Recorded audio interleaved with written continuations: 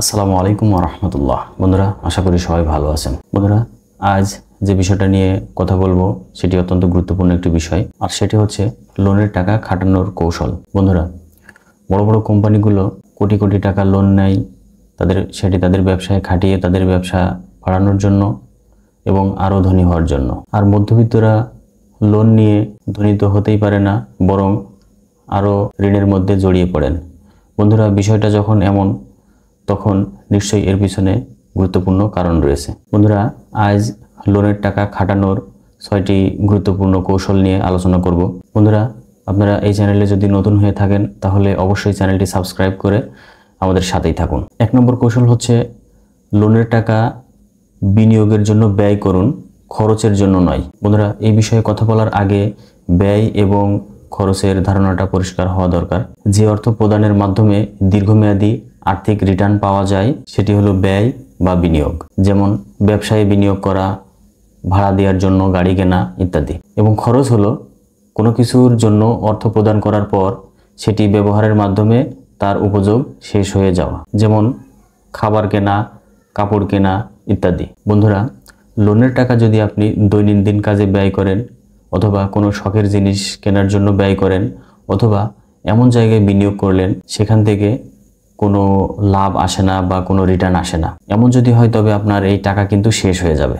এখন এই লোন শোধ করতে হলে আপনাকে হয়তো আবার ঋণ নিতে হবে অথবা কোনো জিনিস বিক্রি করতে হবে। বন্ধুরা, যেহেতু আপনার এই লোনের টাকা ইন্টারেস্ট সহ পরিশোধ করা লাগবে, সেহেতু আপনার এই টাকা এমন জায়গায় বিনিয়োগ করতে হবে যেখান থেকে আপনার প্রতিনিয়ত ইনকাম আসে বা লাভ আসে। যেমন আপনি ভাড়া দেওয়ার জন্য একটি গাড়ি কিনতে পারেন অথবা লাভজনক কোনো খাতে বিনিয়োগ করতে পারেন। 2 নম্বর কৌশল হচ্ছে অধিক লাভজনক খাতে বিনিয়োগ করুন। বন্ধুরা, যেহেতু আপনার এই লোনকৃত টাকা ইন্টারেস্ট সহ ফেরত দেওয়া লাগবে, সেহেতু আপনার এই টাকা আপনি এমন জায়গা বাছাই করে বিনিয়োগ করবেন যেখান থেকে আপনার প্রচলিত লাভের থেকেও আরও বেশি পরিমাণ লাভ করা যায়। আমরা সচরাচর যে সমস্ত ব্যবসাগুলোতে বিনিয়োগ করে থাকি, এর মধ্যে থেকে যে ব্যবসায় অধিক নিরাপদ, অধিক লাভ এবং ঝুঁকিমুক্ত ব্যবসায় বিনিয়োগ করতে হবে। বন্ধুরা, যেহেতু এটি আপনার নিজের মূলধনের টাকা নয়, সেহেতু স্লো লাভ বা কম লাভের ব্যবসায় বিনিয়োগ করলে আপনার বিনিয়োগকৃত টাকা উঠে আসতে অনেক সময়ের প্রয়োজন হবে। সে কারণে আপনাকে অধিক লাভজনক ব্যবসায় এটাকে বিনিয়োগ করতে হবে, যেন আপনার বিনিয়োগকৃত টাকা যথাসময়ে উঠে আসে এবং আপনি লোনের টাকা যথাযথভাবে যথাসময়ে পরিশোধ করতে পারেন। বন্ধুরা, 3 নম্বর গুরুত্বপূর্ণ কৌশল হচ্ছে বিনিয়োগ থেকে অর্জিত লাভ যেন লোনের ইন্টারেস্ট থেকে বেশি হয়। বন্ধুরা, আপনার এই ঋণের টাকা এমন খাতে বিনিয়োগ করতে হবে যেখানে লভ্যাংশের পরিমাণ লোনের ইন্টারেস্ট থেকে বেশি হয়। বন্ধুরা, ব্যাপারটা একটু বুঝিয়ে বলি।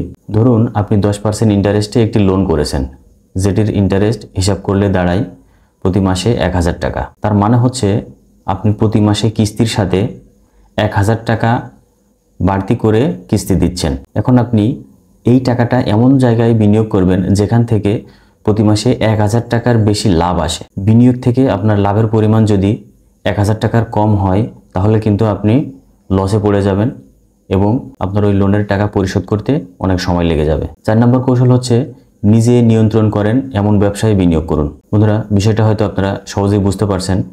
যেহেতু এই ব্যবসায়ে যে টাকাটা বিনিয়োগ করেছেন সেটি আপনার নিজের টাকা না, লোন করা টাকা, সেহেতু এই টাকাটা কোনো অনিরাপদ জায়গা বা অন্যের নিকট বিনিয়োগ করা যাবে না। আপনি নিজে জড়িত আছেন বা নিজে পরিচালনা করছেন এমন ব্যবসায়ে বিনিয়োগ করুন। তাতে আপনার বিনিয়োগের ঝুঁকি যেমন কমবে, আপনি মানসিকভাবে রিল্যাক্স থাকতে পারবেন। 5 নম্বর গুরুত্বপূর্ণ কৌশল হচ্ছে রেগুলার ইনকাম হয় এমন ব্যবসায়ে বিনিয়োগ করুন। বন্ধুরা, আমরা সাধারণত যে সমস্ত লোন নিয়ে থাকি সেটির কিস্তি সাধারণত প্রতি মাসেই শোধ করা লাগে। অবশ্য এমন আরও কিছু লোন আছে যেগুলোর কিস্তি প্রতিদিন শোধ করা যায়, যেমন সিসি লোন।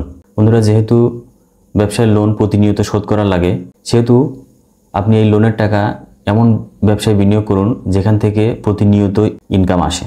এর কারণ হচ্ছে আপনি যদি এমন ব্যবসায় বিনিয়োগ করেন যেখান থেকে বছরে বা 6 মাসে বা 3 মাস পর পর টাকা আসে, তাহলে আপনার কিস্তি দেওয়ার সময় আপনি বেকায়দায় পড়তে পারেন। তো যার কারণে আমরা পরামর্শ দিয়ে থাকি যে লোনের টাকায় ব্যবসা করলে সেটি এমন ব্যবসায় বিনিয়োগ করা প্রয়োজন যেটা থেকে প্রতিনিয়ত ইনকাম আসে। বন্ধুরা 6 নম্বর গুরুত্বপূর্ণ কৌশল হচ্ছে লোনের টাকা স্থায়ী সম্পদে ব্যয় করা থেকে বিরত থাকুন। বন্ধুরা এই বিষয়ে আলোচনা করার পূর্বে সম্পদ সম্পর্কে ধারণাটা পরিষ্কার হওয়া দরকার। বন্ধুরা সম্পদ হলো 2 ধরনের। 1 নম্বর ফিক্সড অ্যাসেট বা স্থায়ী সম্পদ, যেমন ঘর বাড়ি, দালান কোঠা, গাড়ি, আসবাবপত্র, জমি ইত্যাদি। 2 নম্বর কারেন্ট অ্যাসেট বা চলতি সম্পদ।